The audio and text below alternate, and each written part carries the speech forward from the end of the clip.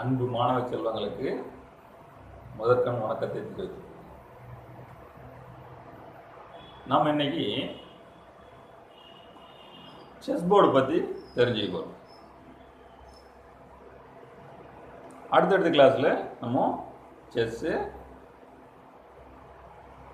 பேசிக்கில் ஒவ்வொன்றா கற்றுக்கிட்டே வருவோம். இன்றைக்கி என்ன பண்ண போகிறோம், செஸ் போர்டு என்ன அப்படின்னு பார்க்குறோம்.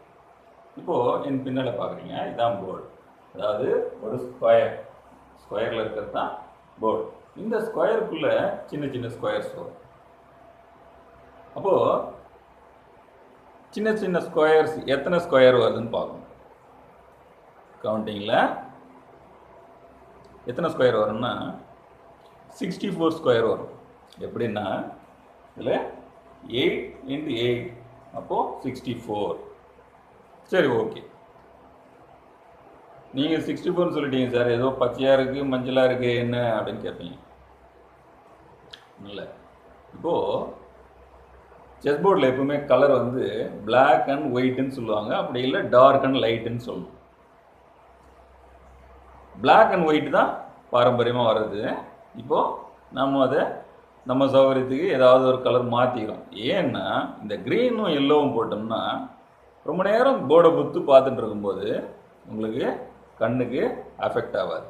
அதனால் இப்போ போட்டுக்கிறோம். இதுக்கு வந்து டார்க் அண்ட் லைட்டுன்னு சொல்லிக்கலாம். அப்போது ஒயிட் அப்படின்னா லைட் அப்படின்னு சொல்லலாம், ஒயிட்னு சொல்லலாம். அது இங்கே எல்லோவாக மாற்றி வச்சுருக்கோம். சரி, டார்க் அப்படின்னா பிளாக்னு சொல்லலாம், டார்க்னு சொல்லலாம். இங்கே நம்ம க்ரீனாக போட்டு வச்சுருக்கோம். அப்போது இந்த சின்ன சின்ன ஸ்கொயருக்கெலாம் நேம் கொடுக்கணும் நம்ம ஒன்று. அடுத்தது எத்தனை ஸ்கொயர் இருக்குன்னு நம்ம முதல்ல பார்க்கணும். சின்ன சின்னதாக ஒரு பெரிய ஸ்கொயருக்குள்ளே எத்தனை ஸ்கொயர்ஸ் இருக்குன்னு பார்க்கணும். 8 × 8 64 சொல்லியாச்சு.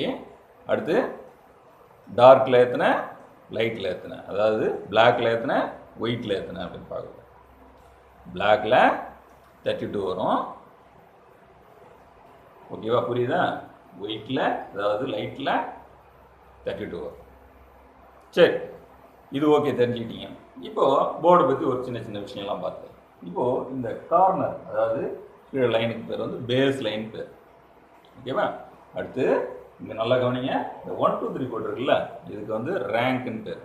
அதே மாதிரி கீழே ஏபிசிடி போட்டிருக்குல்ல, அதுக்கு வந்து ஃபைல் பேர். இப்போது ரேங்க் ஃபைல் எதுக்கு சார் வைக்கிறது அப்படின்னு பார்த்தோம்னா ஒன்றும் இல்லை, சிம்பிளான விஷயம் தான். ஒரு பெரிய ஸ்கொயராக இருக்குது, அதை வந்து நம்ம என்ன சொல்லிடுறோம், செஸ் போர்டுன்னு சொல்லிடுறோம். ஓகே, அதே சின்ன சின்ன ஸ்கொயர் வருது, அதுக்கெல்லாம் நேம் கொடுத்தா தான் நம்ம அந்த ஸ்கொயரோட ஐடென்டிஃபிகேஷன் பண்ண முடியும், அதாவது அதை நம்ம கண்டுபிடிக்க முடியும்.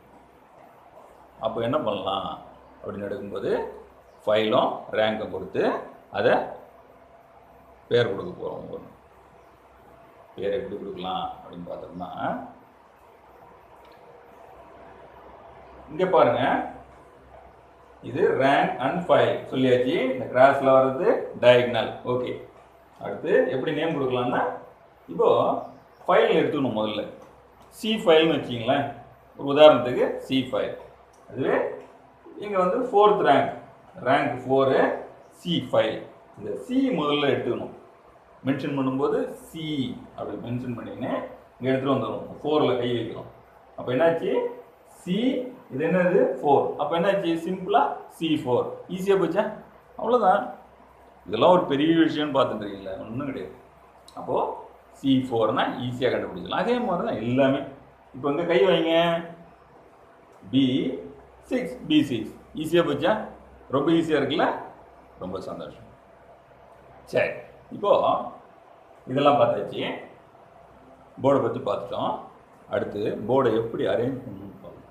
முக்கியமானது ஒரு சிலதில் இந்த ஒயிட் அண்ட் பிளாக்னு இருக்காது. அடுத்தது ஃபைல்ஸே இருக்காது.